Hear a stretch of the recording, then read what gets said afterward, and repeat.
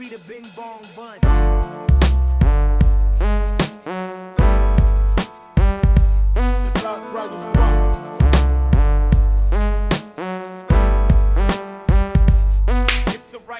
Hey.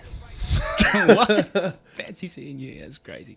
Welcome to Two Dudes Trying to Make a Really Shit Audiobook, the podcast, aka Right Off. Right on, brother. Right on, brother, man. Soul man.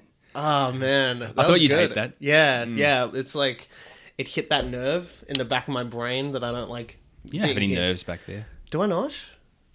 You don't. No, I do. I personally do. I just checked. You know what? There's sometimes a little part on my leg that I scratch, and then when I scratch it, I feel an itch behind my ear. Well, we all have weird things about us. We all have weird things. Right. That's a first. I've never heard that one. Yeah, before. no, maybe I should keep that one to myself. You scratch your leg and it itches. Yeah, your it's a specific part on my leg that when I scratch it, I can like feel the itch behind my ear, and I'm like, huh, it's weird. There must be some.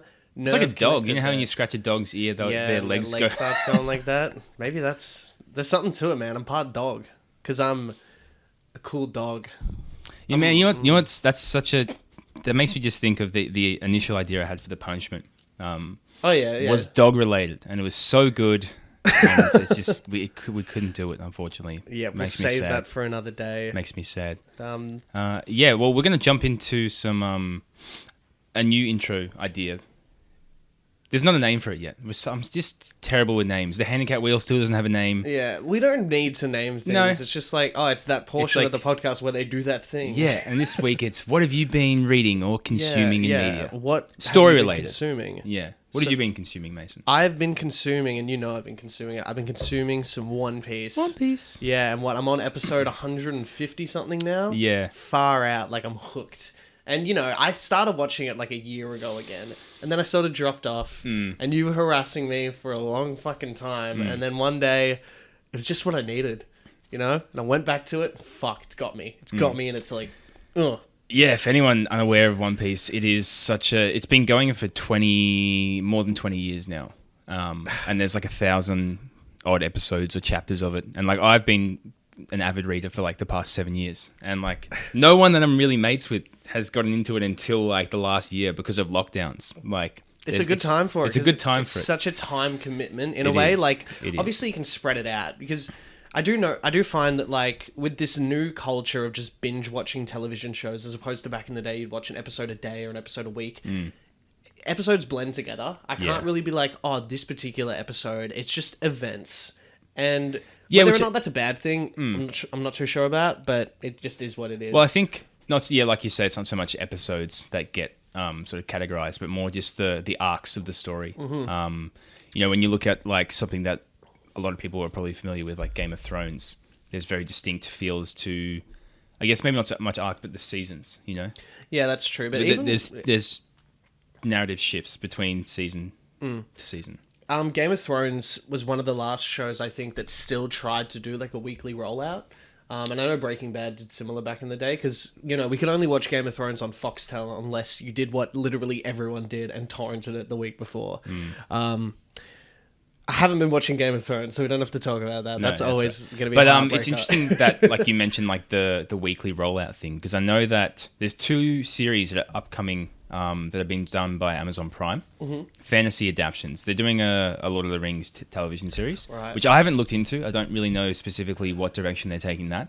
And apparently the fans aren't happy. Oh, their fans suck. That's your opinion. That Mason's is my opinion. Is fans suck. Mason's opinion, fans You can suck. like things, but just don't. Like things, never call yourself a fan of anything. See, I like Kanye West. I'm not a Kanye West fan. Yeah, because then it's like this weird group identity. You're part of the group. Yeah. I hate groups. Anyway, sorry, interrupted. Yeah, no, that was a good point though. That So there's the Lord of the Rings show that's coming out, and you said there was another one. There's another one. This big fantasy series called The Wheel of Time. It's like really popular. I think it's like 15 books long. Okay. And Amazon Prime's adapting that as well. And there's this big debate about whether or not they should do a weekly drop of like one episode. It was like how The Mandalorian did that. And like that's why there's cases being made for that being a better approach because it just generated a lot more discourse. It really does. The Boys did it. I know you haven't watched it yet. No, I haven't seen The Boys. The Boys, another amazing Amazon show. That was a weekly drop. I was on the edge of my seat for a whole week, and I love that feeling because I hadn't had it since Game of Thrones, I guess. But before then, Breaking Bad, I think, did it. Like I said, it's cool because everyone's discussing it at the same time, and if you come back to it later, sure you can binge it. But kind of being part of it and seeing. I like seeing what people say about shows I'm watching. I don't like them forming my opinions, but it is interesting for someone to maybe not like something I liked or vice versa and be like, oh, I wonder why. And then, just seeing everyone get so excited about something is cool. Because I know that counterexample to The Mandalorian, which was dropped weekly, which I don't know if you've seen. I watched a handful of the first season. I watched like half of the first It was episode. okay, I suppose. Like, if you're really big into Star Wars, you probably love it. Yeah. But The Witcher, the series that dropped on Netflix, which I've read a couple of The Witcher books, played some games. Like, I think that the world building and just the whole aesthetic to it is really cool. But they just dropped the whole season. Did you watch the show? I watched one episode. I'm sure I'd enjoy it if I got into it, but I just wasn't watching a heap of TV at the time. No, that's fair. But I'm just comparing The Witcher and Mandalorian here as two examples that they released differently. The Witcher I don't feel like it generated as much, pizzazz. I think with the people who were going to watch it regardless, they were already sold, but it doesn't seem like they did much to help themselves pick up a new audience, and considering they have Henry Cavill in it, you'd think that'd be easy to do because he's just so beloved, Superman, what else? He's in like Mission Impossible, I think, but Superman's the big one. Yeah. But what have you been watching recently or consuming, reading? Yeah, I started watching the second season of The Umbrella Academy, which I was thinking about it this morning. Like, it's good, but it's sort of just like, it's enjoyable, but it's not great. That's my hot take on it. That's a very it just does a lot of things that you see in other programs. Just like, the whole time travel paradox, what happens when we mess with the timeline kind of stuff. And that's always kind of fun. And they're taking it in a different direction, but it's just so many similar tropes. But thematically, they're trying to do something not in the same vein as Stranger Things, but they're trying to encapsulate a very specific vibe, for lack of a better word. That's fair. What do you think of the soundtrack of it? Because I kind of hate it. You hate? You know what? Really? Because they keep doing covers of very popular songs. They did Billie Eilish's "Bad Guy." They did Adele's "Hello from the Other Side" or some shit. There's just, I don't know. I think it tries too hard. That's because I think it's trying to achieve an aesthetic or a vibe. Well, to it. It's based on a comic, and I feel like when something is, at least nowadays, when television producers and film producers take something from a comic, they do everything they can to keep the aesthetic as close as they can because they don't want to piss people off. And sometimes that can be a bit too far, especially if you're outside of that comic realm. Yeah, I guess. It's impossible because I haven't read the comic, but it's impossible you're going to get a clean translation of what was on the page onto the screen. Yeah, definitely. And especially when generally speaking, graphic novels and comics are written by one person, and you have a whole team of writers and whoever working on the show. But yeah, look, it's enjoyable. The fact you're still watching it. Yeah, it has I don't really watch a whole lot of stuff though. Yeah, that's true. But that's why it's even more impressive that you're still watching it because you only watched one episode. Well, of The Witcher. It's lockdown. That's kind of why I'm watching it. That's fair. But I've also been reading a series called the Broken Earth Trilogy. I'm on book 3. It's interesting. I had to read book 1 for a university unit, and then book 2. I basically was like, look, if I'm going to buy the first book, I'm going to buy the whole trilogy, sort of thing. And then so I'm on book 3 now, which it's not the fantasy that I'm really used to or that I really gel with, but I think that the characters are really great. It's written by an African-American woman, and there's just thematically it's all about racial oppression and stuff like that, obviously in a fantasy setting. So the exploration of sort of repressed and oppressed characters, and also just female characters, which is such a thing in fantasy literature that they're underrepresented, and they're often and male writers often criticized for how they portray female characters. So it's interesting seeing how N.K. Jemisin, that's the author, how she's portrayed the characters in her novel. And the first book's fantastic. I really enjoyed that. The second book, I don't think, generally speaking, second books are never as good as the first. Huh, okay. If they are, it's impressive, I think. And then the third books are usually the best. That's the theme that I've sort of picked up on reading trilogies, I think. Okay, I see. Because I find with movies, I normally like the second one the most. An example? Austin Powers. I haven't seen this. Now that you've put me on the spot, I can't really think of anything. But, video games, normally the second one's the best as well. But that's different because that's just how it feels. Yeah. Damn. Yeah, I've embarrassed myself. But for anyone looking for I think it's technically like science fantasy, which like sci-fi fantasy, people like, in terms of how you categorize them, it's so up in the air and like, whatever. Yeah, but what do you think of categorizing things like that? Do you think that limits an audience or like closes people's mind when you say this book is sci-fi and not fantasy type thing? Well, I think what it does do is it promotes like a conversation to be had. Okay, yeah, that's fair. And like that way you can explore like the themes typical in like say sci-fi or fantasy or whatever. And so if you're discussing a book that is like claimed to be sci-fi, and you're like, hang on, like these are like fantasy things that we're seeing here, and there's room for discussion. Like I don't think it's all subjective. Yeah, no, to a degree. Fair. There are certain things that are probably objective in a sense that make up a fantasy or a sci-fi or a horror or whatever.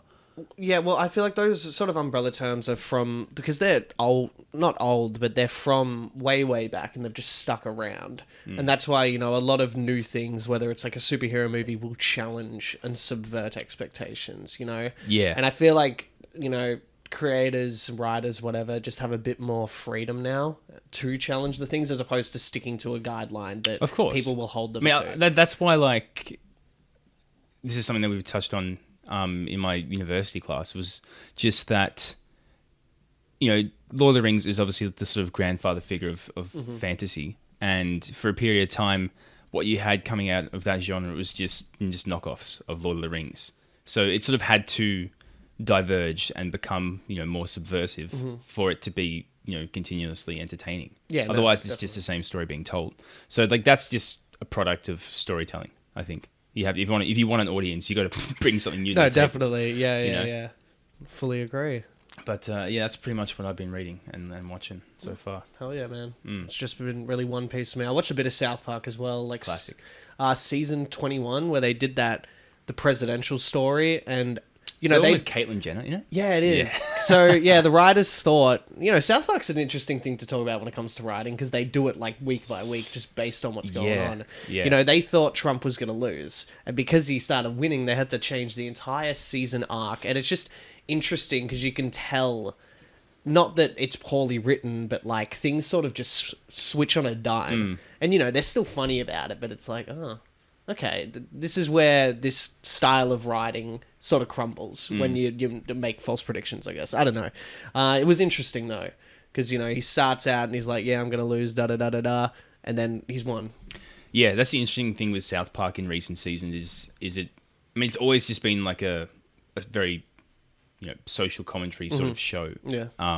But they've made it almost like a live feedback where it's like week to week. Yeah, it's insane. Touches on the issues of it's the pretty month. crazy. Like I think it's a good direction that it's heading in. Like definitely, yeah. Even what we were just talking about, sort of changing, like subverting what fans of the show have come to expect, and because I think that the earlier seasons it was very episodic in nature. It was just like here's 15 scenarios. Yeah, they've got like an idea or something they want to discuss and be like, all right, we'll get that out in this episode. Yeah, and then next episode's different. And now there's an overarching narrative in the seasons. Yeah, it's interesting. It's the same enjoyable. Thing. You have to switch it up a little bit because, and I read some interviews with them and they were like, yeah, we had to do something different because we were going insane doing the same thing all the time.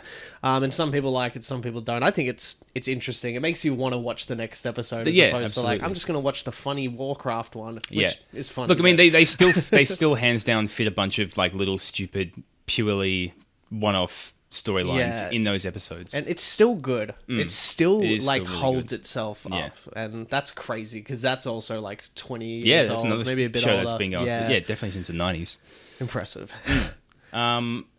Well, jumping away to our next thing, which is the video that you have, of course, loaded up. So we'll explain.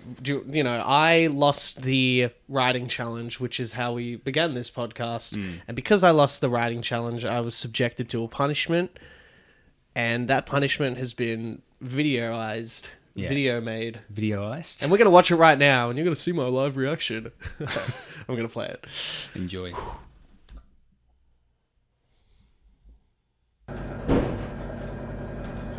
Yo, listen. What? I got COVID. Whoops.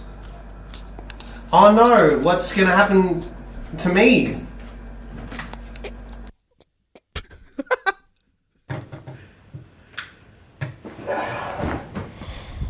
That's a cool shot.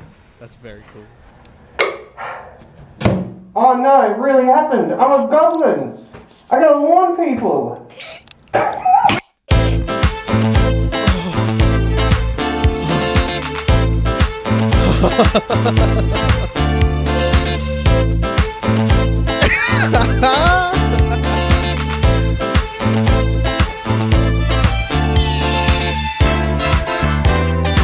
Lachlan here, just pointing out that what we're doing is obviously pretty weird, but this kid has a shovel. He's riding around with a shovel. What they doing? What they stealing? Who with me?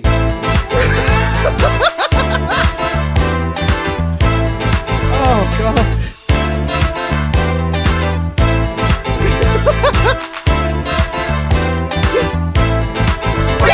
NANI?! Mate, come on.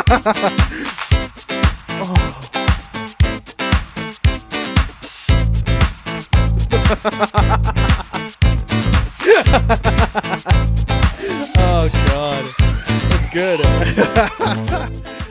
Well done, man. Fucking, that's so funny. So dumb. So dumb. Oh, the little edits, those little bits you popped in. Hell, I can't believe I didn't notice that. Who rides around I with didn't a notice shovel? him with the shovel on the day either. I think I was concerned about the goblin costume. Yeah. That's a bit sus. It is weird because what are you doing? I don't know, He's man. he's like 10. He could just be going out for a dig. You know what's funny as well? That day that we filmed that Mm-hmm. was the same day that there was protests in Melbourne. Yeah. Which one was it? There's been a couple protests. Yeah, it doesn't matter which one. They're all relatively similar. But and that was our mini protest. I should have gone to the protest in that outfit. You would have been loved. I would have been. You would have got arrested. hated. You would have got arrested. I probably would have got arrested. I had 2 masks on. Like, come on. I was doing the right Yeah, thing but you're outside twice. of 5K if you went to the Fucking city. right. Right. Damn, didn't think of that. But yeah, that was the brilliant punishment. It's fucking really quite funny, man. Like, creative mind. Hey, yeah. Thanks, man. The first punishment was just that I had in mind was so. Do you want to say what it was, or Yeah, because I'm never going to do it. Yep. All right, let's it's really hear it. dumb. No, and, like, that's fine. Explaining it is harder than I think actually making it. Okay. So what I was going to do was, I don't have it here. I wrote a script that I was going to make you say, and the script was something along the lines of like, you know, you're doing a video about yourself, like maybe for like a dating profile or like a LinkedIn profile or something. Like, this is me in a minute sort of thing. It's like, hey, I'm Mason. I'm 20. How 23. 23. I'm from Melbourne, and this is a bit about me. And then I was gonna film you like at your house with your dogs, and then at my house with my dogs. And then I was gonna make you say like, I was gonna what's the word? Frankenbite. Oh Like, yeah, things yeah, together. yeah. So I was gonna get you to just like read a whole script. and then just Frankenbite chunks to make you say, I love fucking dogs. Dogs are the best. And just like a whole bunch of absurd shit. Like, That's really funny. Yeah. Okay, but Yeah. yeah, I can see why we couldn't do that. But that's really funny. yeah. I love fucking dogs. Yeah. Like shit like that. Yeah, shit like that. That was the idea. Oh man, that's a shame. But you know, we can use that for our Bing Bong bits maybe, because that's really funny. Well, I mean, you just said it then, so I can Frankenbite that out of context. I literally said, I love fucking dogs, not Frankenbit. I don't love fucking dogs. You can Frankenbite that. I should change it up a bit. But yeah. Yeah, so good fun. I like the goblin mask. I like the outfit. The look is great. Yeah, just things we had lying around, which is weird that you have those lying around. But yeah. But maybe we should just quickly touch on the fact that, you know, what we've been doing, like the whole voting thing now, is sort of we're going to make it a bit of a shift, I suppose. Yeah, and you know, we started off this podcast with a few ideas, and we've tried them out. It's good that we've tried them out, but we're gonna change the direction a bit, just for everyone's sake. You know, make it a bit more of an enjoyable experience, and you know, more fun. Let's More say. fun? I think it'll be more fun. There's less stress. There's less less me stress. getting mad that I'm losing every week. But yeah, so like the voting system is just like temporarily on hold indefinitely. We're just going to be doing what we do, telling stories, and then sort of just focusing on other writing and storycraft related segment. Yeah, yeah. Because, the voting thing, while in theory is good, we don't want to just put all this weight on people to watching, especially because at this point, we're pretty small. Yeah, exactly. Just enjoy what we're doing, and if you like it, leave a comment, that's fine. But it was just like what I said to Mason was like, as a person who listens to podcasts, I've never left a comment on a podcast. And neither have I. And I was like, man, why am I expecting people to fucking interact with our podcast? And it's nice that people have. No, that we should say that the fact that we did get a lot of interactions and a lot of likes, it was like awesome. Like, thank you. That's great. Yeah, it's great, but it's not sustainable. Willfully ignorant for us to think that like, hey, it's we just don't do this, but everyone else will for us. Yeah. So, bit of a dynamic shift. We'll see how it goes. But aside from the voting thing, everything's going to pretty much be the same as it was. Hell yeah. On that note, week number 6, stories. I'm up first. My prompts. Roll them off. Character is a blind goblin, which thematically very cool. Goblin skit just happened. Yeah. Blind goblin, underwater city, and it's World War II, except the Allies are Nazis and vice versa. This was an interesting story. I just didn't do my usual brainstorming, like fucking haywire shit that I do, and just sort of ran with the first idea that I had. So interesting. We'll see how it goes. Cool. All right. And this story I've titled Ingoblinous Basterd. Oh, amazing. That was a fucking weird noise. That was such a weird noise. It was a mix of a laugh and a pure just joy and wow, Ingoblinous Bastard. Christ. I'll never make that noise again. I might actually cut it out. Oh my goodness. All right. Oh dear. Go for it, bro. Somewhere underneath Pearl Harbor, 0700, December 7th, 1941. The discordant sounds of machinery shifting and cranking reverberate down a long, damp corridor. The nauseating flickering of the fluorescent lights overhead echo after images of the rust-stained walls and stool-coloured puddles. Making its way through the grimy expanse is the silhouette of a rather small and odd-looking individual. Their walking stick, knocking along the floor a couple steps in front of them, layers a more subtle sound on top of the contained cacophony. As the industrial screeching settles, the lights steady and illuminate every pressure-induced fracture and slapdash weld along the tough steel walls. The tapping of the walking stick is the only sound that remains. That is, for a moment. Ricocheting down one of the branching passageways, a piercing scream fills the air around the small man. He pauses for a moment, contemplating the noise, before continuing on. Poor girl. She makes my surgery sound like a walk in the park. The man's walking stick hits a fixed steel door ahead of him. He delicately twists the stick up into his armpit and holds it there before rapping his knuckles across the cold metal surface. Not that the man notices, but a rotund face appears in the porthole of the door. He'll never know the unnerving appearance of a door with a face, especially one glaring down at you like a scolding parent. The face slides away and the door swings open. Standing on the other side of the frame is a middle-aged man whose pale skin and portly frame mark a clear dissimilarity between himself and the small man. It's you.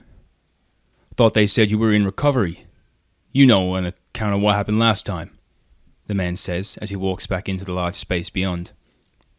The small man follows him inside. Even without his eyesight, he can see the sheer size of the chamber. It's there in the breeze that dances slowly across his skin, in the faint sounds of a distant conversation, in the air that doesn't smell of rust and mould, in the memory of what seems like another life. Hoi!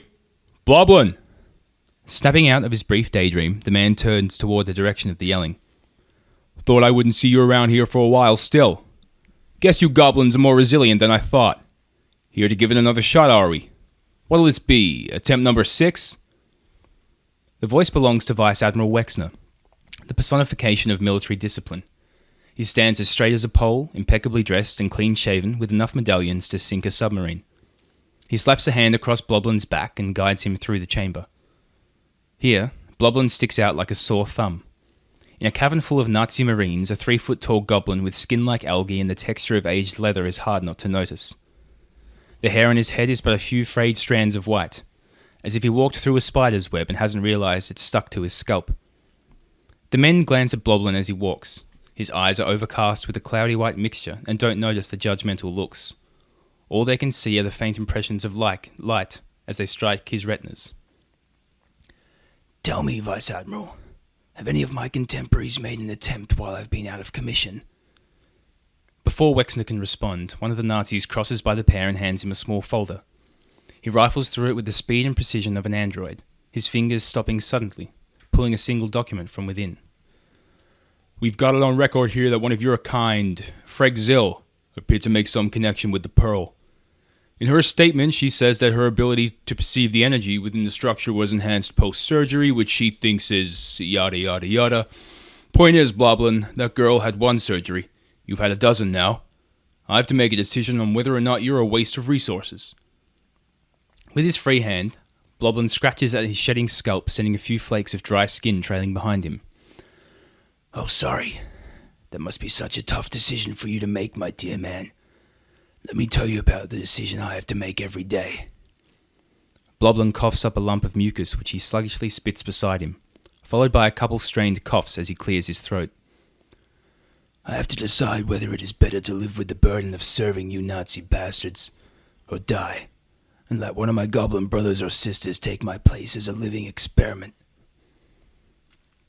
The pair walk in silence for a moment, Bloblin becoming acutely more aware of where in the cavern they must be, quite close to the Pearl. Around him, he can hear the faint buzzing of the generators and various monitoring equipment that the Nazis have set up in his people's once sacred temple. He knows it's all bullshit. They can monitor the Pearl all they like with their machines, but they'll never understand it that way. Bloblin stops.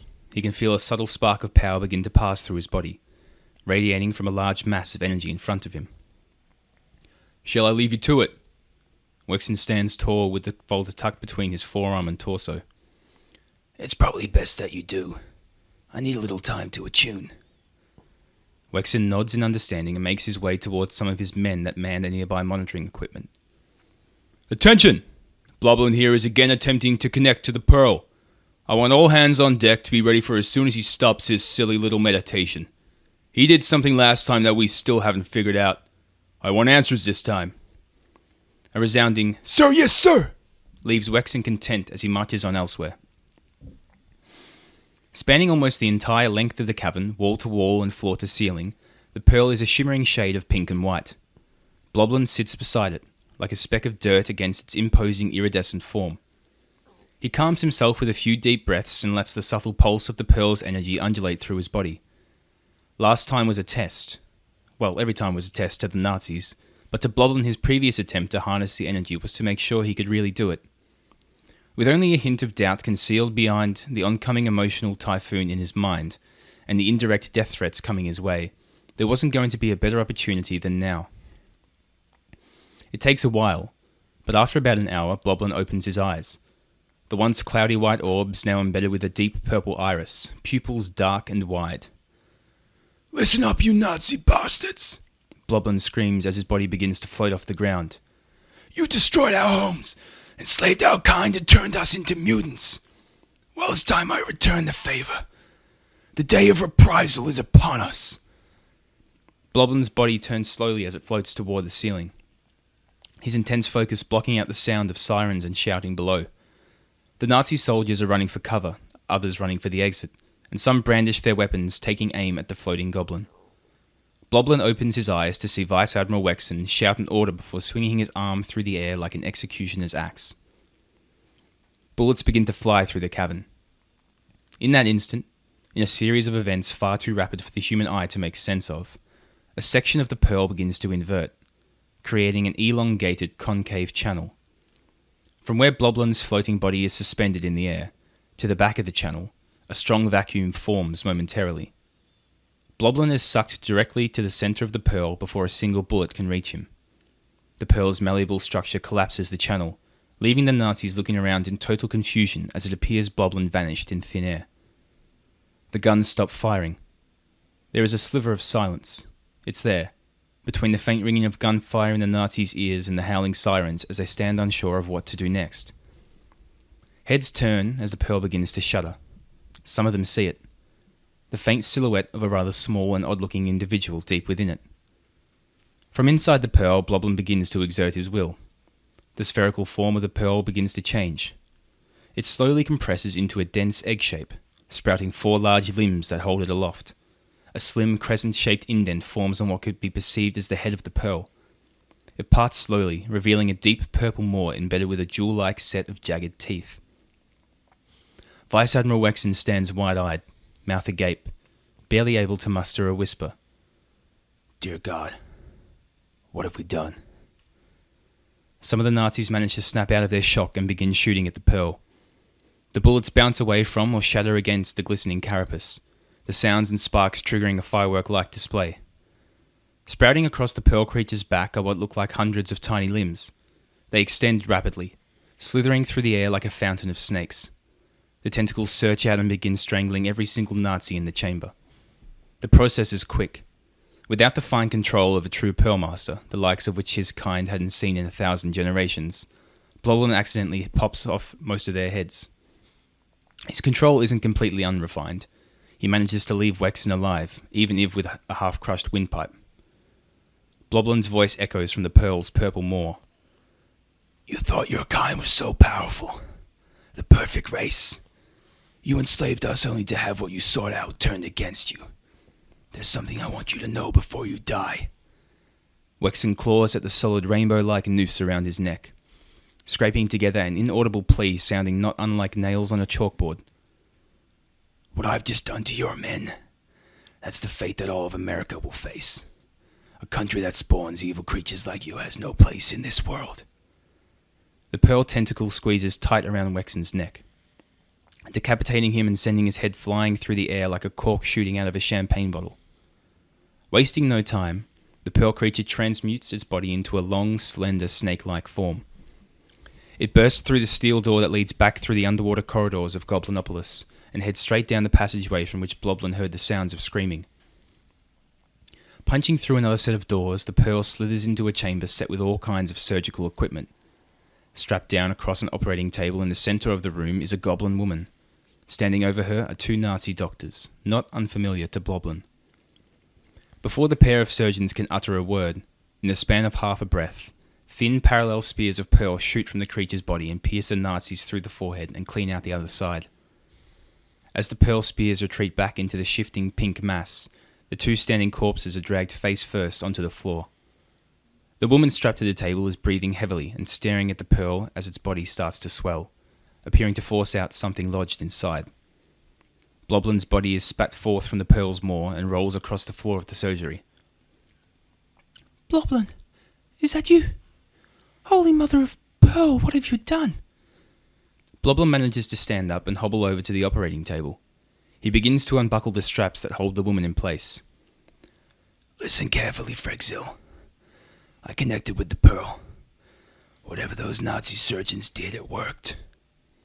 The last strap flies free and Fregzil sits up, grimacing with pain as she slides her hand over the nape of her neck.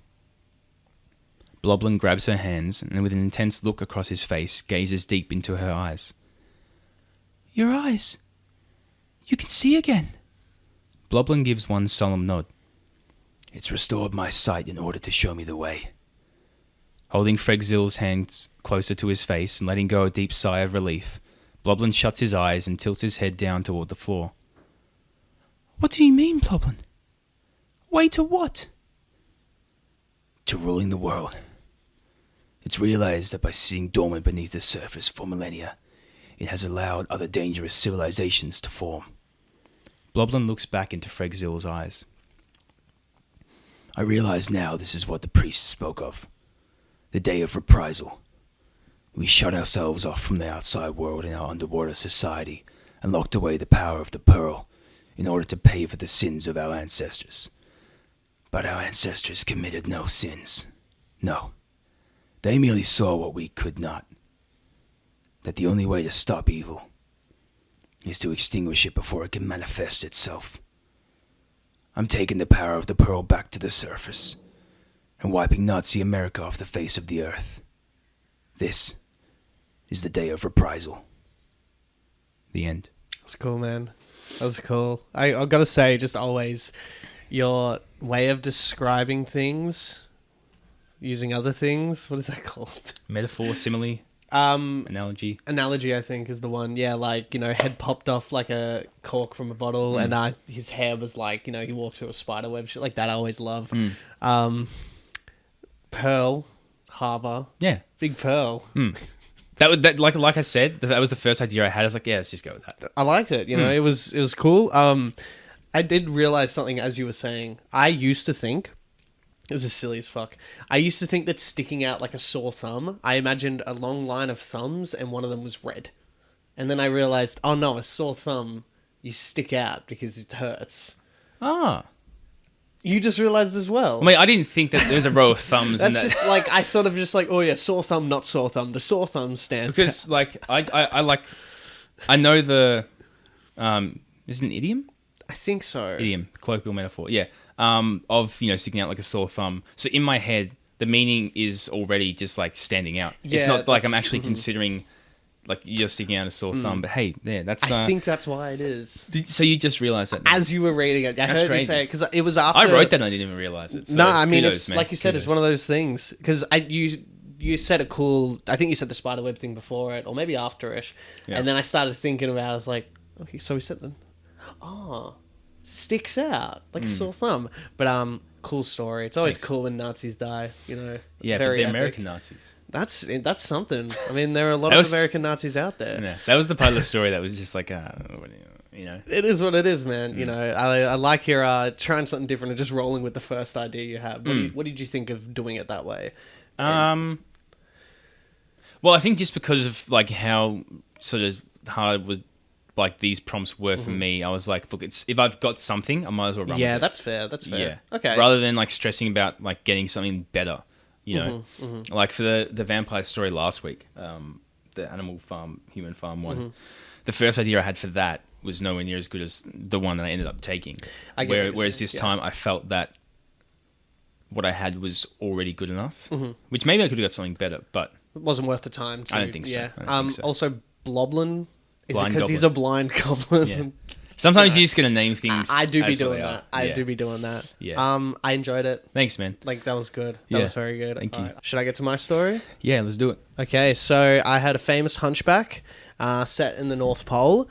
The main character is wanted. He's not sure why. He must figure it out. And it was in the style of a shonen anime. That's right. Which I got from The Wheel, and I named it Esmeralda Blade, 16 hours / 1 minute redux, Kyphosis Journey to Love Discovery, episode 19. Jesus Christ. Does that sound accurate? I mean, that just sounds like a mess. It's a bit cooked, but they do be having long mistranslated titles. Yeah, that's true. So I'm just gonna get into it, man. Quasimodo looked out the window of the plane as he saw the North Pole getting closer. The flight's final destination was New Zealand, so he knew it was near his time to depart. His reflection in the window showed the face of a man wronged, a man who had gone to hell and back to understand why he was being hunted. For a second, he thought he saw Esmeralda seated next to him in the reflection, but he knew that while her spirit was still with him, she was no more. Flashback to episode 3. Quasimodo and Esmeralda stand surrounded by about 30 soldiers in red and green armor, wielding a mix of hammers, pickaxes, and chains. Quasimodo takes out his French saber as Esmeralda stands beside him, wielding a strange form of green gypsy magic. We see a flash of white. Rain falls on broken pavement, mixing him with a pool of blood. Quasimodo is hunched over, holding the unmoving body of Esmeralda. Behind him, we see the bodies of the soldiers, shredded to pieces. Esmeralda's eyes glow green as she looks deep into Kaji's soul. "Kaji, your blade. Present it for me." He pulls out his sword and she grabs the hilt. Her entire body begins glowing green as she slowly fades away, powering the sword with her green essence. Kaji stands up and wipes away his tears, striking a powerful pose with the sword. "My friendship soul entwined with my blade, so I hunt down the person who did this and understand why." Flashback ends. Quasimodo stands up and walks towards the plane bathroom. Taking a quick look side to side, he makes sure no one followed him in. Locking the door, he grabs the rubbish bin from under the sink, pulling out both a parachute and his weapon. Still glowing a powerful green. Kaji thinks to himself, "Without your spirit, I would get lost. I will end this torture, and soon you will really rest." His thought is interrupted as he hears a stewardess from outside the door. "Hey, what is that green light? I will enter." Before Kaji could react, the stewardess unlocked the door and walked in. Noticing the green sword, a large smile stretched across her face. Kaji was frozen in fear as she took off her stewardess outfit, revealing herself as a soldier. "You're ridiculous! We'll have both of you soon!" A pickaxe materialized in her left hand as she swung forward. Kaji felt his blade pull towards it, defending himself from the deadly attack. He looks to the blade as the soldier struggles to push through his defense. "Once again, Esmeralda, you save me from a death. I feel your heart from the other side of the grave." Kaji's eyes glow green as he uses the blade to throw the soldier from him, knocking her out of the bathroom. The two both see that they are now directly over the North Pole. She laughs maniacally and looks towards Kaji, pulling her pickaxe back, ready to tear a hole in the side of the hull. Kaji stops. "You cannot! Innocent people are on board this aircraft!" Ignoring this, the soldier rips through the plane, creating a vacuum that quickly yanks her out as insane laughter fades away, along with other passengers on the plane, screaming in fear. Kaji struggles to hold onto the toilet seat to keep himself from flying out, and almost as if time freezes, he thinks back. Flashback to episode 15. Quasimodo walks up a tall stairway, throwing the severed head of the last gargoyle knight over his shoulder. He knew Laverne would be waiting at the top, his withered age the reason he was using lackeys to take Kaji out. But why? Kaji stepped out onto the roof, sure enough seeing Laverne sitting on the corner, tattered wings watching over Paris, as he used to do with his long-deceased friends, Victor and Hugo. "So, your famous strength of your blade is true, Kaji. I thought being the last hunchback was enough." "Why, Laverne, does the bond of friendship mean nothing to you? Of all who betray me?" "I'm sorry, but know that it wasn't permanent. My employer says he has learned how to get back in time. If I could get that power, both you, Victor, Hugo, and Esmeralda, hell, even Madeleine will be back with us now." Quasimodo froze. "Madeleine is not dead, idiot!" He imagined a world where all of his friends were still alive and by his side. His grip around his blade grew tighter. Was it sorrow or was it anger? A flashback within a flashback. We see authorities telling Kaji they can't keep looking for his betrothed Madeleine forever. In a fury, he breaks the police chief's desk and storms out the office, Esmeralda there awaiting him as a true friend would. Returning to the previous flashback, Kaji stands trembling behind Laverne, blade in hand, ready to strike. Through tears, Kaji says, "I still have a chance!" The gargoyle turned to face Kaji, eyes red with rage and despair, blending into the perfect magenta of regret. "Believe in what you want. If there is a chance left, it is in the Arctic. My employer is there, your hunter. Take power for yourself. You will do the right thing." Laverne takes a step back and plummets to his death. "Laverne!" Flashback ends. Kaji is still hanging onto the toilet seat as he thinks to himself, "These people will die, but I can bring them back when I get that power." He shuts his eyes and lets go, barreling out of the plane at an immense speed. Feeling the cold air on his skin, he dives down towards the North Pole, prepared to open his parachute.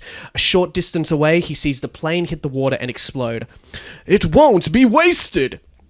Parachute deployed, Kaji lands on an ice cap. His impact causes it to shake a bit, but he steadies himself fast enough. He watches in horror as the destroyed plane slowly sinks, suddenly feeling a cold pain in the back of his shoulder. Looking down, he sees the tip of a carrot covered in his own blood poking through him. He falls to his knees in agony and hears laughter behind him, the same laughter he heard on the plane. How did you survive?" "Did you think I was one of the hunter's sneaky soldiers? I am one of the top generals of the boss." The soldier stripped off her armor, revealing a snow-like skin and jet-black eyes. She wore a scarf and a beanie, and had a body formed by large circular balls of what seemed to be snow. Forest E. Snowman is my name. My carrot bullets seem to have knocked you down. That's why my boss trusts me, and that is why I will kill you. Ad break. Ad break over. And that is why I will kill you. Huh? Her laughter stopped as the hunchback stood up, removing the piercing carrot. The wound seemingly healed itself with Esmeralda's green energy, leaving a hole in his shirt. He turned to face the snowy assailant and raised his sword. Forrest took a step back. Perhaps that's why my boss wants him. What kind of power is healing him? Regardless! The Snow Woman spread her arms, revealing 7 floating carrots, all of which began flying directly towards Kaji. Closing his eyes, Kaji swung his sword around him, slicing up each carrot almost effortlessly. The Snow Woman looked shocked as he ran towards her. I will cut you down with the spirit of Esmeralda! The blade cut through her easily, separating her body into 2 pieces. Kaji sheathed his short sword as he walked away triumphantly. He stopped in his tracks when he heard her voice return and saw that she was reforming herself. Fool! Even with your famed blade, I can heal like you, as I am just snow! The battle ends when you give up! There was a deranged look in her eyes as she manifested a large carrot saber and lashed towards Kaji, who dodged it with all his effort. Forrest kept swinging at him, getting closer and closer to finally landing a killing blow. Kaji had to think, and to think he needed to make space between the two. He spun around and braced for the blade to be swung towards his back. Iron back of 1,000 hunches! As the blade hit, it launched Forrest far back enough for Kaji to begin running. It wasn't long before she began her pursuit again. As the two were hopping between ice caps, Forrest could see Kaji was running out of platforms to jump to. Let's see if Esmeralda can reattach your head when my carrot blade chops it off! Kaji stopped running. A quiet laugh beginning under his breath, mixed in with a cough caused by the smoke of the nearby plane. What is so funny, hunchback? Face it, moron! You have no place to run! No, I was just getting you closer to the wreckage. The water got hot in the plane crash, so please enjoy it. The Snow Woman realized her mistake. Huh? A trap? Impossible! Kaji grabbed an iceberg floating near him and utilized the training he got from the gargoyles. He punched it with such a focus that it became an ice sculpture of a large bell. He lifted it above his head, Forrest's mouth still agape in shock. Bell bash! Forrest screamed as the bell hit the ice cap the two were standing on, destroying it. The two fell into the water, Kaji feeling its warmth from the flames, and Forrest feeling her life slowly fade away as she melted. Kaji swam to a nearby ice cap and climbed out the water. He looked towards Forrest, who he saw had accepted her fate. You fought well, Kaji! The boss wants you for some reason, and I know you want to know what that is! She threw him a key to and pointed to a large iceberg nearby. It's where you will find what you're looking for! Kaji gave her a nod of respect as the rest of her body melted away. He began towards the iceberg she pointed out, and noticed, unlike the other ice caps, this one was barely moving, almost as if it was attached to the ground. He had a look at the key. Written on the attached tag was the word, workshop. He began brushing off the iceberg and found a keyhole, and thought that the two may have been related somehow. Perhaps I can unlock the iceberg with the key that Forrest E. Snowman gave me!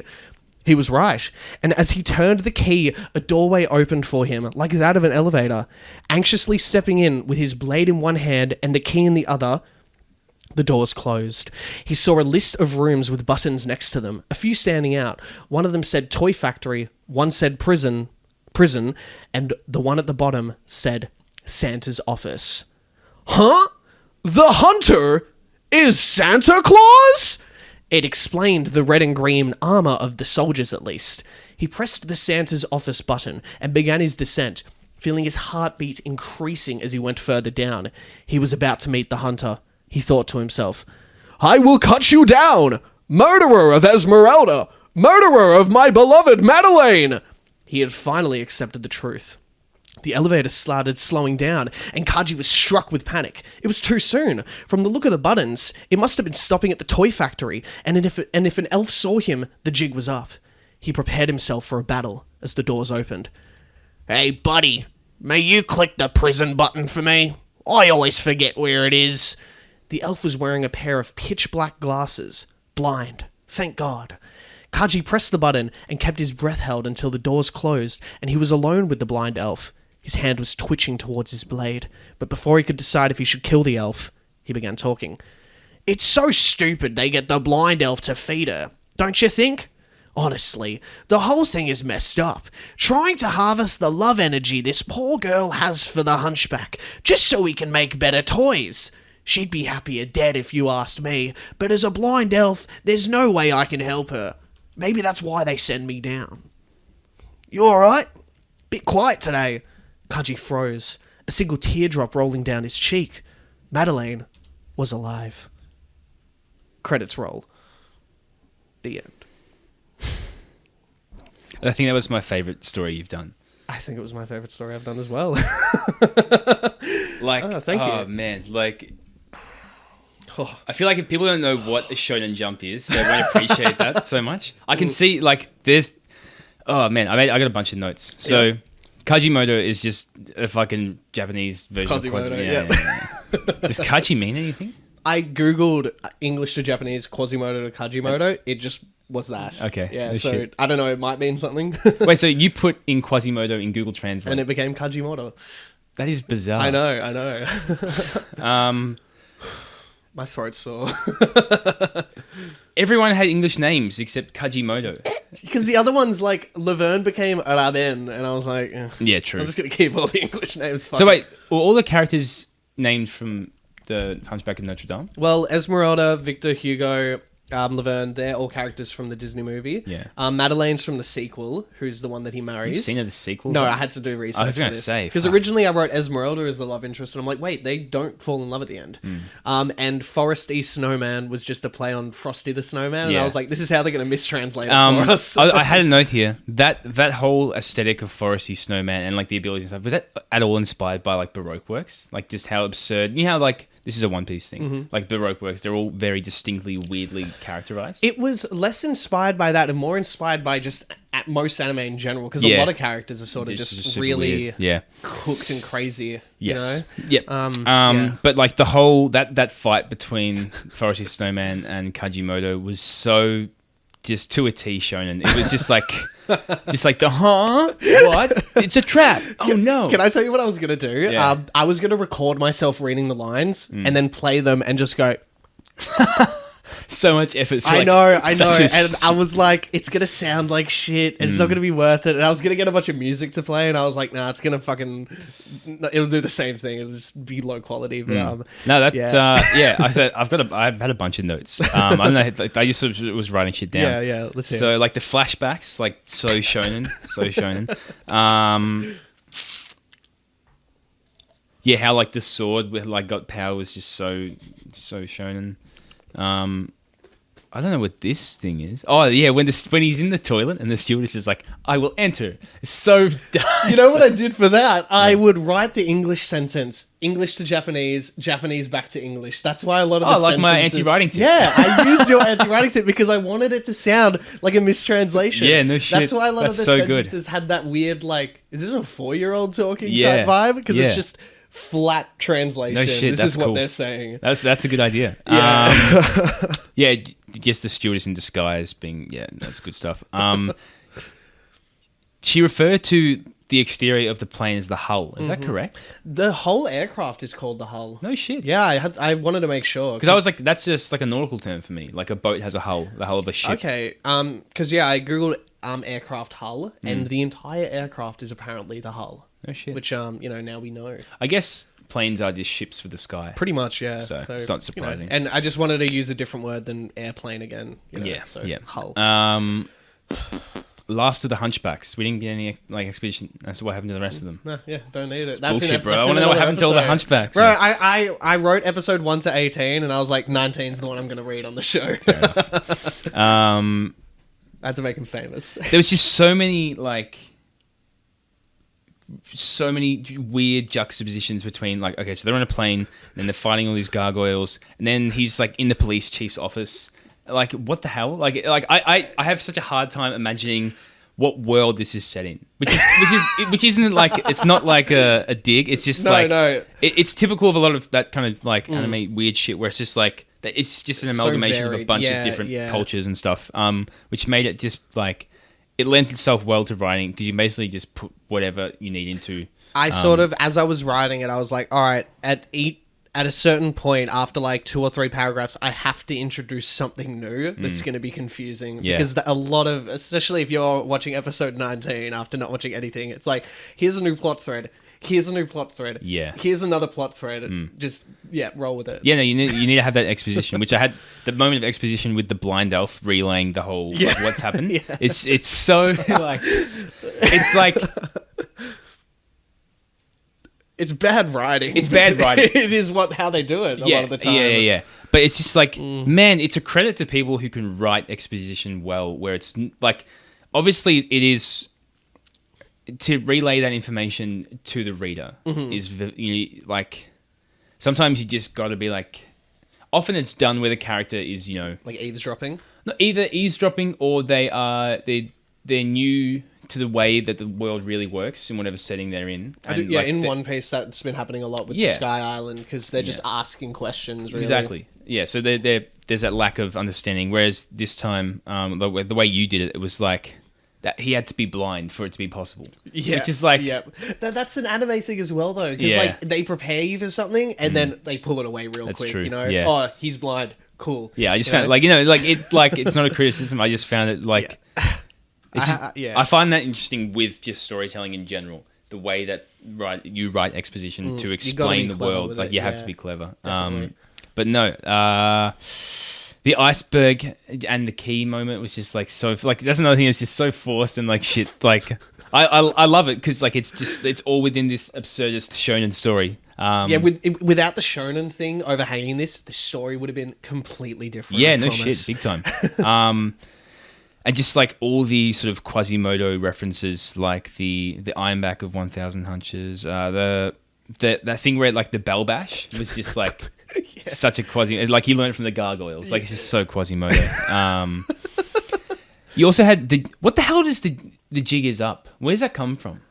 I don't know. I think it's like you're doing a dance and then something interrupts it, so the jig is up. And he's doing a dance right now, and if he gets caught, the jig is up. Yeah, I suppose. think that's how the metaphor works. I'm not sure. Because, like, I mean, I've heard it a million times, but I haven't actually... It was like how you just pointed out my story, stick out like a sore thumb. I hadn't considered what it actually was referring to. Same with the jig is up. I don't know what the hell that refers to. Hey, that could be a good segment. Because the jig is a it's dance. a little dance, and the jig is up. What happened? Yeah, it's weird. How the hell did he get a parachute as well? Well, he just had it in the plane. It was in the bin with the sword, remember? When he pulled the bin out of the bathroom, the sword was in there with a parachute. Okay. Because, he probably put it there in another episode or something. Yeah, okay. I just remember being like, how the hell did he get a parachute? Fair enough. Yeah, the ad break moment as well, I enjoyed. I wanted to have my phone do the dun like One Piece thing. Yeah. But yeah, that's all my notes. It was just a lot of it was just me going like, oh, it's such a shonen moment. No, I thought you'd appreciate it considering I know you like this stuff, and I imagine a few people listening or hopefully listening will like this just because it's like, wow, that's so generic, but it's so cool. Like you've just so many weird limitations that expand everything in a weird way. Yeah, and it's like. That story, like you said, would have been so different if you hadn't spun the wheel for the show. Oh my god, completely different. Like I'll be honest, some of the writing here it was pretty like lazy. Just here's what's happening, because I just wanted to get out a lot of the dialogue and the fight and stuff. But if not for that, it would have been like a bit more contained and mature. Let's say. Cool. No, good story, man. Thank you. Thank you. Hey, if you like the stories, comment what you liked about them if you want to. I don't care. All right. You can do it. I wanted to... You can... Yep. Oh, man. I'm getting good at that. I even moved the iced coffee with that one. Wow. It's pretty cool, yeah. I know. Let's not think about it too much. Before we pull our next story prompts, it's time for trivia. Bing, bing, bing, TT. Do you want to go first? Or I forgot my question. So you go first. I'll go first. I'll remember it. Now, I have a feeling... This is going to be an interesting question. The lead singer of what band wrote the Umbrella Academy comics and performed 2 cover songs and 1 original song for the series? Dude, I'm not a fan of this show. I I watched the first season 3 years ago, and I've been watching 5 episodes. That's rough, man. Because we talked about the soundtrack, I was like, yeah, he'll know this. Easy. How the fuck would I know that? You even mentioned the covers. Yeah, but like, there's a fucking. Oh man. Wait. So what's the question again? Who wrote the Umbrella Academy comics and made some of the music for it? I can try and give you I'll give you a hint. You have to, because I'm literally clueless. Okay. He's part of an emo band that was pretty popular, maybe like primary school. Like there would have been songs you would have heard by him. One song opens up with a piano. You don't even have to name his name, just the band. Or the name. Well, I have one band in mind, but like, I don't believe it almost. Is it the dude from My Chemical Romance? It is. It is, yeah. Gerard Way. He wrote that? He comic? wrote the comic. He What did the the comic. fuck? I know. Yeah. That's crazy. It is crazy. And he did the cover of Hazy Shade of Winter and Happy Together in season 1. I don't know those songs. They're good. I got them on my phone and I Okay. haven't watched the show. Yeah, I mean, like I said, I haven't seen season 1 for That's a literally years. pretty rough question. I just, in my head, I'm like, oh, he watched show, he knows show. But like, that's like, question. yeah, shit, man. I guess if I'd read the comic, I would know that, because you'd be like, okay, it's written by so and so. But like, honestly, I don't know who wrote the comic for the boys, so it's like that's a pretty harsh question. Yeah. I thought maybe the music would be what led you to it, but Nah. well, you got the answer. Thanks for being so lenient. That was a fucking I had to be lenient because I realized that's a fucking rough one. So yeah, shit, man. too easy. So your question for me, Lachlan? So, in One Piece, Yep. so it's a One Piece question for you this time. What is the family name of the rulers of Alabasta? Nefertari. Yeah, it is. Fuck yeah, dude. Vivi Kakiyatsume. Actually, I watched that scene again on my phone and cried. I loved it. Alright, everyone watch One Piece. Everyone watch One So Piece. good. Like, it takes a bit of time to get into, but you think about how many episodes there are, the amount of time you're trying to get into it is minimal to the amount of good shit that's there. You know what I mean? Dude, yeah, you've scratched the surface. So good. So epic. Emotional. All right. Epic. Who's picking first? I'll go first. Nice. Okay, that's character. Is that one? Adjective? Oh, of course. Oh my god. Silly Mason. Okay. We got him. I'll just pick them both so I can read it out at once. So we're going to have a a stinky cowboy. Nice. Yeah, that's pretty, Cowboys are pretty stinky. I reckon they all stunk, but, no one They wants just to smell write like about that. cigarettes and whiskey, don't they? And, like, And horse shit, yeah. honestly. So we have a stinky cowboy in the outback. Oh, I mean, this is fucking... God damn it. Yeah. I want this one to fuck it off. Stinky cowboy in the outback, and the banks have collapsed, and all currency is now gollywog dolls. You put that in there. So that's on you. That is... What an absurd prompt that is. It's interesting. It is. Because And it's about, like, it all racism flows and together stuff. pretty well. It does, I'm going to have a lot to say on this one. That's an absurd prompt, bro. I thought some of mine were... That's... I was hoping you'd get this one. Yeah, I But, could tell. Yeah. Because I think of, like, when I was working at Savers, the people coming in like, oh, man, those gollywogs there, what a horrible thing. Yeah, we shouldn't be selling them. Yeah, man, it's a horrible thing. How much are they? It's so funny to me. Oh, shit. That'll be an interesting story. Okay, so... 2 characters. Jesus Christ. What a crazy twist. Okay, so... Fuck, man. Oh, this is actually very, very nice. So my character is a bipolar, spoiled rich kid. Oh, no. You know what I'm thinking? Yeah, I think so. And then this... again with the vampires! Really? The setting is a vampire's mansion. Oh, no. I mean, mansion's there, so that's kind of nice. Yeah, but that's something. fuck, enough with the vampires on this goddamn podcast. I'm sick of them, bro. The Plot last hook. vampire. Plot hook. All right. Is it vampires again? It doesn't say vampires. No, it doesn't. But this isn't... Your prompts are bizarre, bro, because this is another Mason prompt. Okay. Wheels are illegal due to the mass wheel attack 5 years prior. Well, the prompts were the hardest one to... That was the hardest one to write, Yeah. because I didn't know what you were writing until I'd written mine. But I mean, like, mine have been also dumb. Yeah. But, like, man...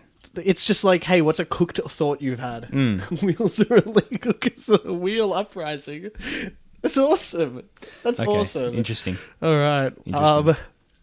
Get excited for those stories. They're going to be fun, I think. Way different. Again, I love it. Yeah. And it's going to be hard not writing it anime style, honestly.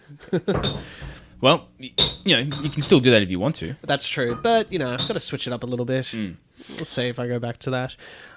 Hell yeah. So, what's the next portion? Well, of we the had show? something planned, but we didn't actually plan it in the end, so we'll fuck that off this week. Yeah, but there is something coming up next fortnight. Stay excited. Gaming? Fortnite gaming? Oh, dude, Fortnite gaming. Yeah. Cool. That was cringe. Bro, Yeah. of course, everything Fortnite's cringe. Nah, true. You know what? Before we get to that, I do want to. We got an anti-writing tip in from a listener. Yeah. And I will quickly read that out. We like to tell you what not to do. I guess that's a good way to put it. What to do, what not to do. Anti-writing tip coming up. It's important to write your story in chronological order, even if inspiration strikes for another part of the story. Ignore that inspiration and just keep writing chronologically. And that is from one of our fans who also corrected this guy's oxymoron comment. Yes. So thank you. That's a going good on one. the tip list. It is That's a good one. Yeah, no flashbacks, eh? I guess not. That my whole story structure is ruined. Let's get to it. Okay, so we'll end this week with another of my musings from my journal. Let me know what you think of this. There are morals and moral guidelines in which one lives their life. But just because someone doesn't measure up to you in the moral parameters that you set, it doesn't decrease their value, nor should it allow you to justify your moral superiority. Do you agree or disagree? I think that one... I don't entirely agree with it, and I wrote it. No, yeah, I think that there are extents of it that I can agree with, and then there are parts where obviously, I disagree. I mean, it's the extremities where it's like murder and rape. Exactly, and murder, that stuff. racism, shit like that, obviously, get that shit away from me. But if someone's like, hey, I illegally download Nintendo video games, I'm like, I don't really do that. I have done it, actually. You're throwing shade? No, I've done it now that I think about it. But, I can't, So if you don't necessarily agree with it, what inspired you to write it? I don't know, bro. I don't know. These are just thoughts. No, that's fair. It's just interesting that your thought was a thought you disagreed with. I'm just trying to read what I wrote before that. Moral What I wrote before that doesn't really link into it, so I must have just been thinking that. No, I mean, it's fair to write things that, the moral superiority bit, that's the bit that's got me. Because it's like, do I feel morally superior to someone who smokes around children or something? Yes, it's those little things. Yeah. Where it's or like a pregnant woman smoking. it's also like even just like loosely like manners, like how you go into supermarket or something and you make like a little chit chat with the clerk or whatever, which it could be seen as the right thing to do, or if you just don't say anything because you can't be fucked. Could be seen as the wrong thing to do, depending on the clerk as well. Yeah. Because maybe they're like not cool with that or whatever. Maybe that's I a don't bad know. example. It's not a bad example. It's just, everyone's different, I guess. And everyone has different levels of moral thoughts, moral rules. What do you call them? Parameters, yeah.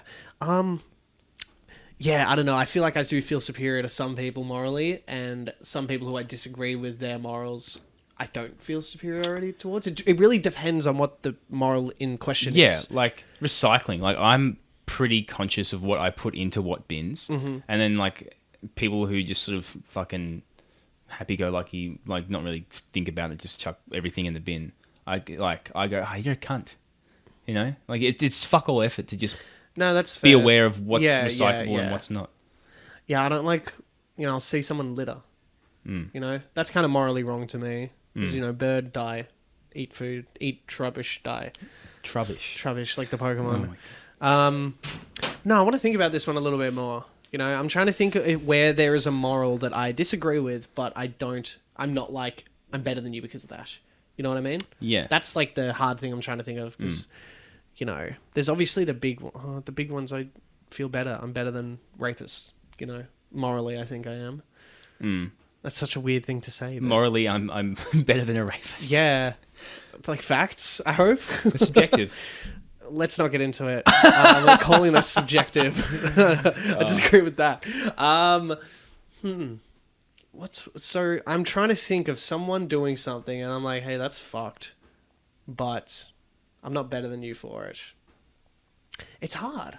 Yeah, well, here's an example. I haven't had a drink this whole year. I've been it's my sober year. It was a challenge I set myself. And like because of that, like just my ego on its own accord, like I'm aware of it, will sort of be like, I'm not, like let's just say like I'm better than so and so because like I'm sober, you know, and that's not something that I like vehemently believe in of at all. course, it's just a little pang. Yeah, it's a pang of my ego. Like I acknowledge that like not drinking is better for like health reasons, but it's not like this moral fucking keystone that like I'm a saint for not drinking. No, fair. You know?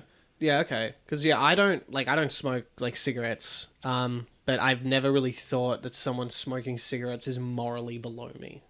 Ever. That's maybe when I was a kid, because you're just hammered in smoking evil. Difference between like bad. cigarettes and alcohol though is alcohol like shifts your conscious frame of mind. Like you are different on alcohol. I don't think anyone's going to disagree with that statement. Yeah, okay, that's fair. And that's so, like, fair. you do things when you're drunk that you don't do when you're sober.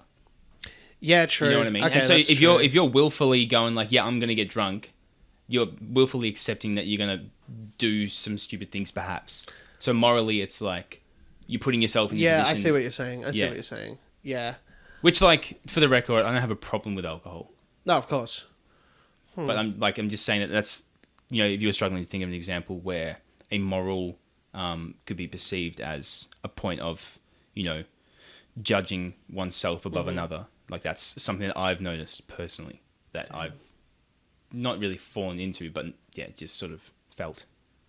No, that's like fair enough. I'm trying to think of like something in my life that's similar to that, but I really can't, honestly. You're not being honest with yourself, bro. You're repressing it. It's less that I'm repressing, and it's more that I'm just digging real hard to find a repressed thought. Never mind. Damn, it's a good one to think about. Well, it's I think what's something you pride yourself on, Not much.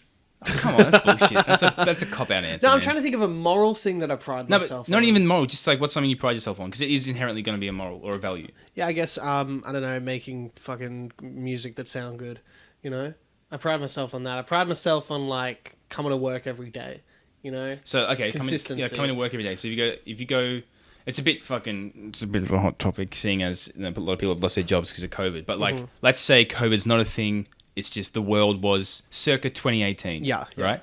And it's like, someone that you're acquainted with, like, just doesn't have a job and they're content just doing whatever. That's no issue with me whatsoever. No? I've never felt better than someone for someone not having a job.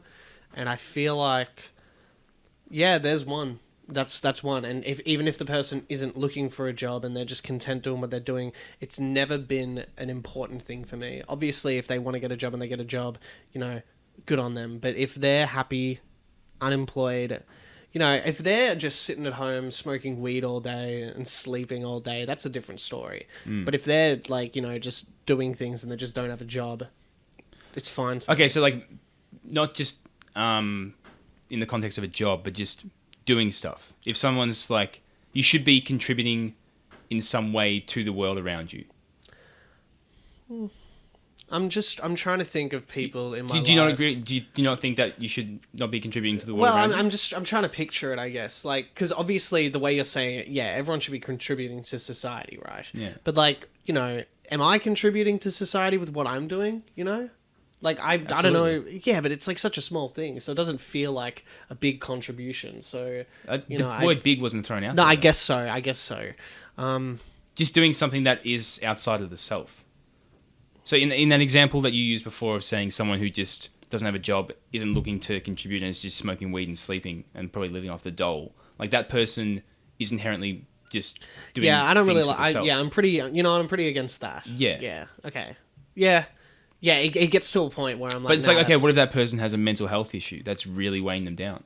It's a completely different thing. Man, there's so many intricacies to it now. But that's what I mean. Sometimes because you never know the full story with people. No, So I you don't. can I perceive think that's- someone in yeah. that situation, and initially, like you said, you go, yeah, I don't like that about that person because they're so lazy. They're not doing anything for anyone. I didn't then, say that. No, I I'm didn't go too paraphrasing. extreme. I'm paraphrasing. No, but you fair, said fair. you didn't like that. Well, but I wasn't But considering. that was the point. I'm the whole trying to thing. hit Yeah. that point there. Yeah.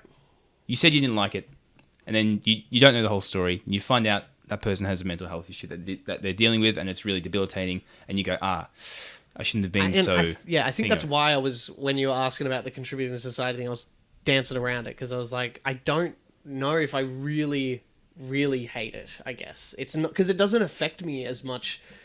And Well, it's yeah, like, yeah, whatever. yeah. It doesn't, but it's the thing of like, if everyone was like that, Yeah, I guess you know. so. So it's a moral.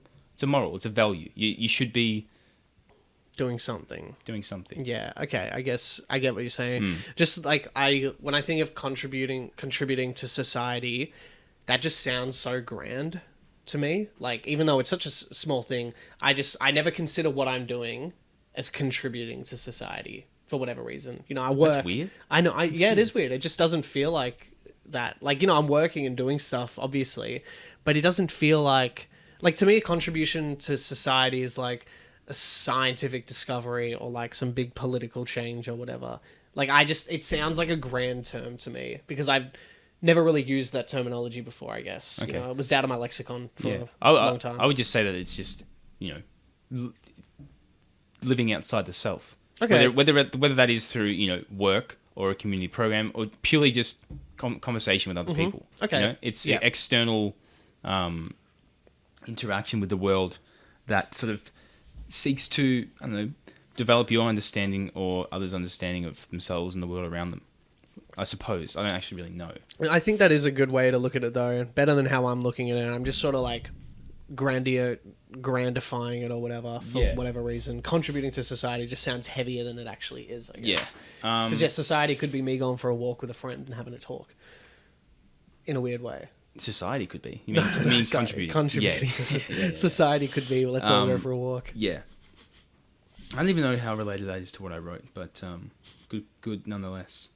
But yeah, I guess that was sort of my point was you shouldn't decrease someone's value in your mind or allow it to justify your moral superiority based on your own personal. Yeah, I guess there's like personal morals and then there's like ones that generally considered ethical sort of things. Yeah, like the murder and rape and stuff rape, is like more of like a societal moral parameter, not so much a personal one. Yeah, that's a good distinction. But something to think about, muse on. Yeah, definitely. Yeah. Definitely. I'm still going to be thinking about this one after we're done. You know it. Well, on that note, thanks for listening. Thank you. We'll fucking see you all next week or week after. 2 weeks, fortnight. 2 weeks. Yeah. Bye. I'm going to clap. Thank you for listening to this episode of Write Off Podcast, hosted by Lachlan and Mason.